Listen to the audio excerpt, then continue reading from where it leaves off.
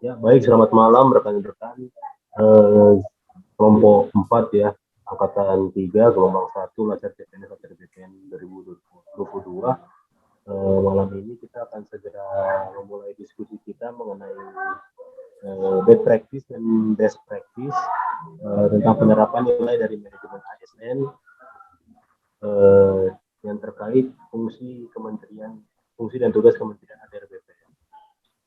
Kelompok pada malam hari ini kelompok kami sudah mendapatkan 2 sumber video ya yang presentasikan bagaimana best practice dan best practice. Mulai dari video pertama.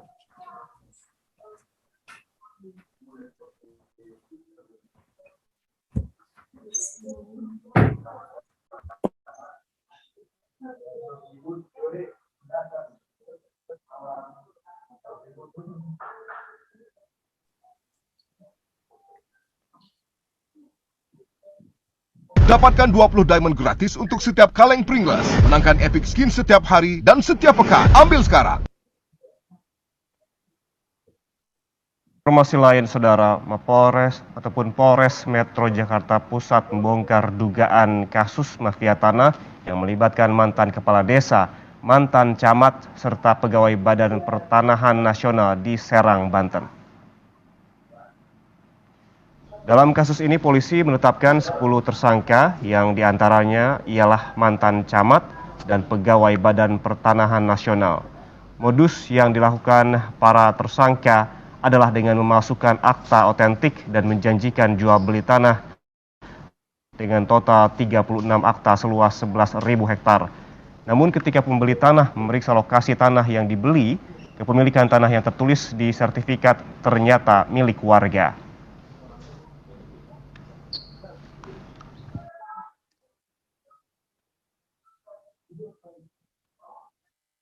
Baik, itu video pertama. Ini sekarang kita mulai ke video.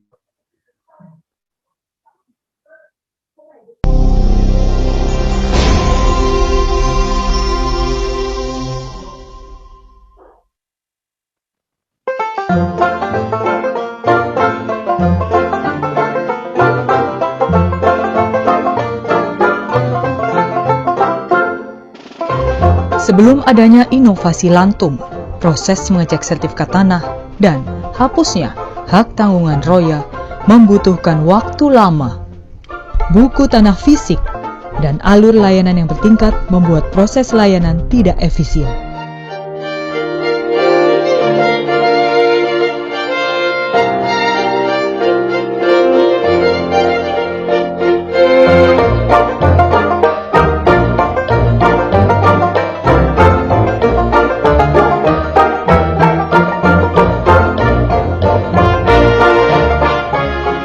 Lalu, bagaimana dengan pertumbuhan ekonomi yang tumbuh dengan cepat? Syarat yang dibutuhkan adalah fotokopi kartu tanda penduduk atau layanan 7 menit warga Indonesia akan semakin dimudahkan.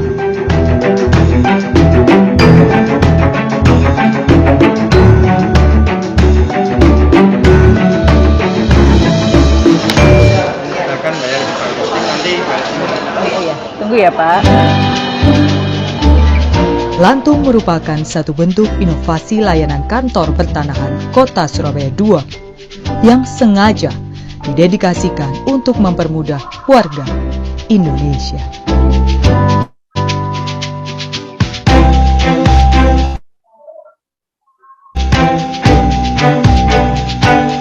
Kantor Pertanahan Kota Surabaya II meraih penghargaan Top 25 Inovasi Layanan Publik 2015.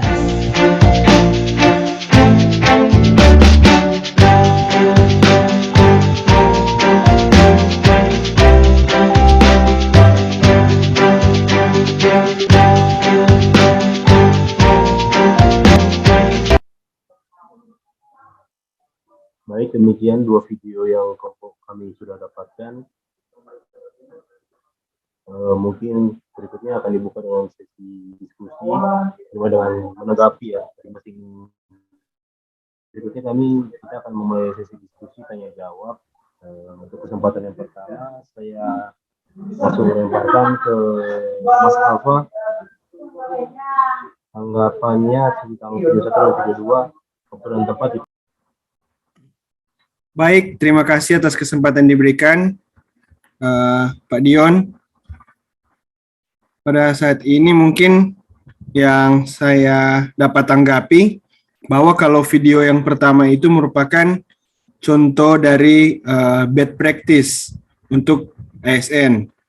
Karena kalau mau dilihat dari kasus yang ada dari berita itu, yaitu kasus mafia tanah, dia sangat tidak mencerminkan tentang etika dan perilaku seorang ASN, di mana tentunya seorang ASN itu harus melaksanakan tugasnya dengan jujur, bertanggung jawab, dan mempunyai integritas yang tinggi. Sedangkan yang video tadi itu sangat tidak mencerminkan tentang perilaku yang satu ini.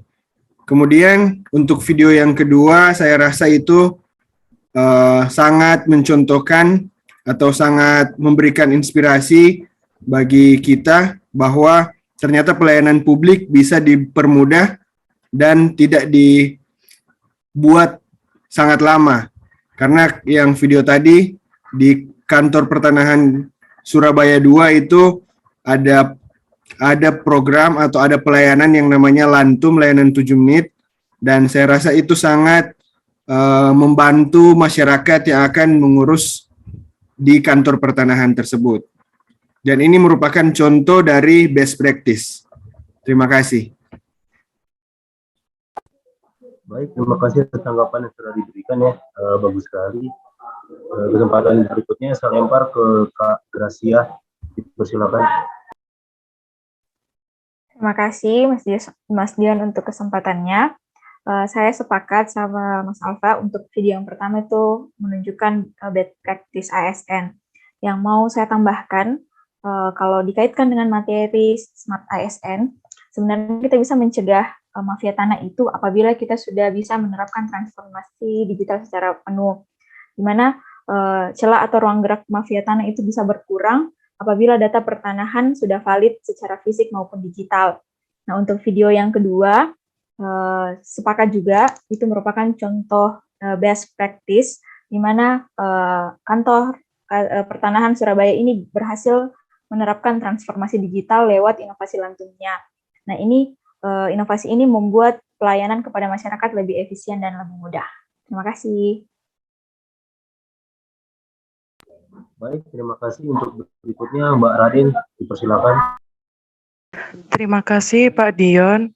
Saya akan menanggapi video pertama, yaitu penerapan nilai manajemen ASN yang melanggar disiplin pegawai yang harus selalu jujur dan berintegritas. Ini merupakan menunjukkan kelakuan ASN bad practice, yaitu pada UU nomor 30 tahun 2014 tentang administrasi pemerintahan sudah dijelaskan bahwa kejujuran ASN sangatlah penting demi pelayanan yang baik dan berhasil. Selanjutnya video kedua sangat menunjukkan transformasi digital di Kementerian ATR BPN ini sangatlah baik karena sudah menunjukkan tadi pelayanan-layanan 7 menit di mana bukan hanya digital skills dalam memahami teknologi yang dibutuhkan, melainkan etika dalam dunia digital dan digital safety harus digunakan juga dalam melayani masyarakat. Terima kasih Pak Dion. Melanjutkan yang tadi ya, dipersilakan untuk menanggapi video 1 dan video 2, Mas Miwang, silakan. Baik, terima kasih Pak Dion atas kesempatannya. Untuk video 1 dan video 2 sebenarnya sama tanggapan saya dengan teman-teman yang lain bahwa dalam video 1 itu tidak mencerminkan seorang ASN, tidak melakukan pelayanan yang maksimal kepada masyarakat, tidak bertanggung jawab, tidak jujur dalam melaksanakan tugas, itu sangat menjadi contoh yang buruk bagi kita semua.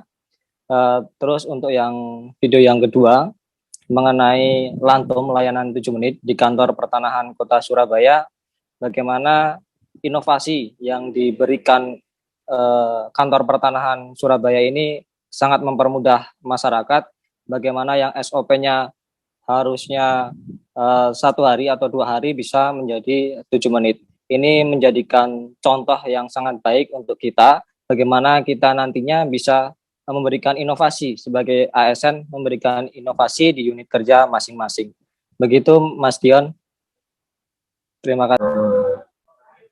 Terima kasih atas tanggapannya Mas Iwang, sangat bagus. Rekan-rekan juga yang lain sudah memberi tanggapan sangat baik.